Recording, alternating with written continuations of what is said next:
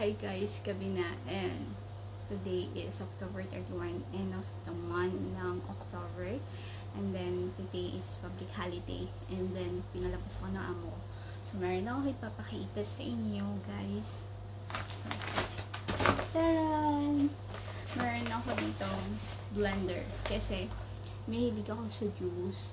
So before, dati meron akong blender na malaki, and then is bago ako dito sa amo ko, so hindi ko siya magagamit kasi maingay siya. So itong maliit na to, i-unboxing natin siya guys. So i-unboxing natin siya. Ang daming alam. Ang arte. And then meron ako ditong taran! Ayan, so mag-blend ako dito ng fruits. Mahilig kasi ako sa banana shake with milk. So ito. And tapos meron na rin siyang straw. And then charge siya. Ayan, charge po siya. So yan, I'm so happy. And I'm very so excited na gamitin siya. Yan, sobrang sarap. Ay, ito. Nabusog ako. Sobrang sarap ng pakiramdam. And then, meron pang, yan. And meron tayong lalagyan ng tubig. Ayan. Tubig. Ayan. So, anyway, ayan. Happy. Diba? So, nakapag-upload naman ako ng mga video sa labas, pero super siglit lang kasi nag-worried ako na baka meron ako matamaan ng mga ibang lahi kasi baka pagalitan ako guys. Ayan. And then nag-grocery na rin ako ng maaano ko, bumili ako nito cranberry juice. Ang daming alam. So, buksan natin guys. Nauhaw ako. So, buksan natin. Ayan. Binili ko lang yung malapit sa bahay namin. Opposite na lang. Next, cranberry juice.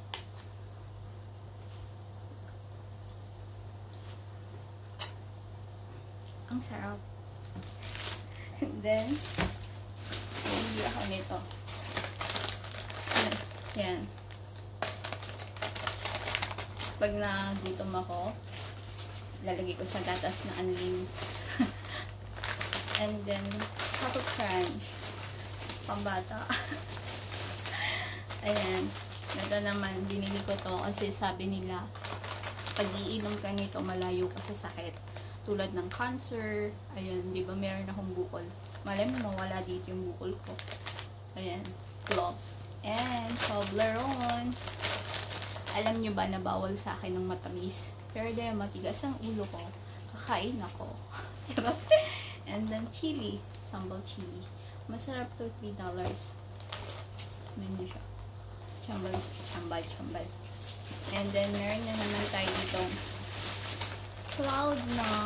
Ayan. And then, ano pa ba? Ayan, isa pa. At saka bumili pala ako ng panggisa. Kasi ayan, bumili ako ng panggisa ng gulay-gulay para magkalasa yung mga pagkain na lulutuin ko. Kasi lagi na lang ang nilalagay ko asin, paminta.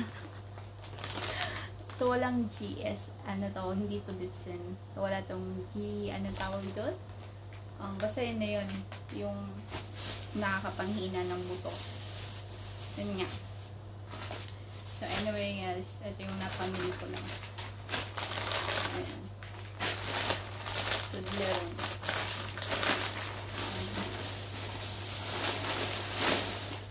So, itabi muna natin siya. And then, ayan. Buksan natin itong Toblerone, guys.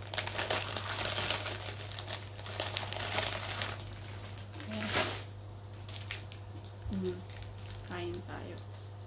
Bago ako matulog, gusto kong kumain ito.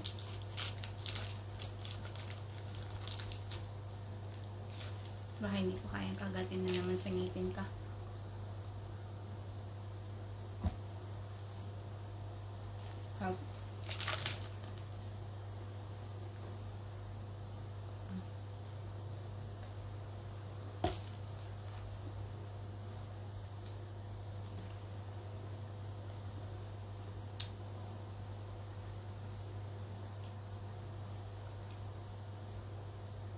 Alam niyo ba? Kaya bumibili ako ng chocolate. Pampagaan ng loob, pampagaan ng yung pag wala kang ganang magtrabaho, parang moody ka. Kumain ka lang ng matamis na chocolate.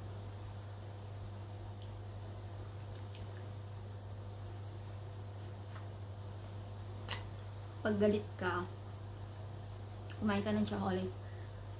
Para mawala yung inis mo. Ayan.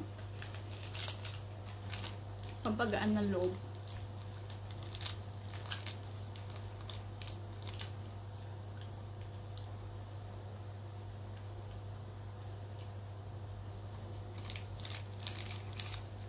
Nag-uusap pala kami ng anak ko. Tapos, Christmas party na nila sa, sa December 10. Tapos, ang gusto niya,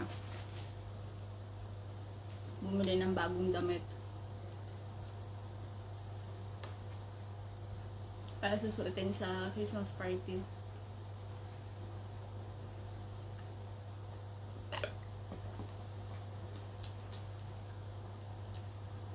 Tapos sinabi niya, ang kwento niya sa akin, mga 2 years na magka-college na ako. Excited na daw siya mag-college.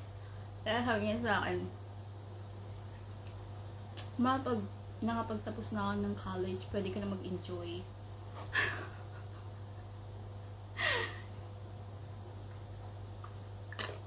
Natatawa naman ako sa kanya. Kasi isip-isip ko, paano ako mag-i-enjoy yung lola at lola mo? Alam niyo ba? Minsan naiisip ko, parang yung ibang mga yung nararanasan ko sa mami at papa ko na napakahigpit nila. Tapos yung anak ko, hindi ko siya hinihigpitan kasi ang hirap ng pakiramdam kapag hinihigpitan ka ng magulang, masikit sa dibdib. Yung hindi mo magawa yung gusto mo kasi meron kang parang kinakabahan ka, basta ang dami mong kaba. Tapos marami kang parang ang dami mong iniisip na parang baka isumpahan ng nanay mo, tatay mo, ganon. Yung natatakot ako maisumpa. Kaya yung anak ko, kung meron siyang gusto, hinahayaan ko lang siya kasi ayoko siyang magtampo sa akin, ayoko siyang magalit sa akin, kasi ayokong maranasan niya yung naranasan ko sa mami at papa ko. Kasi yung mami ko napaka-stricto.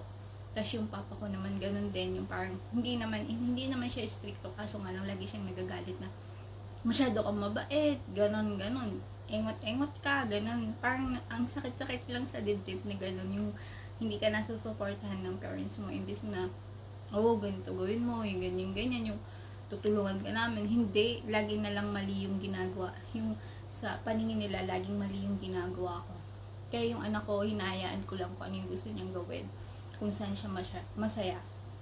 Tapos kapag meron siyang, kunyari, mababang grade siya, sinasabi ko sa kanya, okay lang yan anak, hindi naman mahalaga kung mataas yung grade mo or hindi. Kahit hindi ka mataas ang grade mo. Ako nga, tingnan mo, hindi mataas yung grade ko, pero nakabili ako ng bahay, lupa, sabi ko sa kanya. Kasi yung mami ko, kapag bobo ka, hindi ka niya anak, sasabihin ng mami ko kapag hindi ka matalino, wala akong anak na bobo, ganun. Kaya yung anak ko, kapag na mababa ang grades, hindi ko siya kinakagalitan kasi naranasan ko sa mami ko yung ganun. Ay, basta kung alam niyo lang kung paano ako pagalitan ng nanay ko, sigaw-sigawan. Yun. Yung papa ko, ganun din naman pag meron yung mga manliligaw na nagagalit siya. So, yun lang. So, anyway guys, ito na yung vlog ko kasi antok na ako, napagod ako sa gala. At marami akong kinain today. Nag-enjoy lang ako sa pagkain. Food trip ba?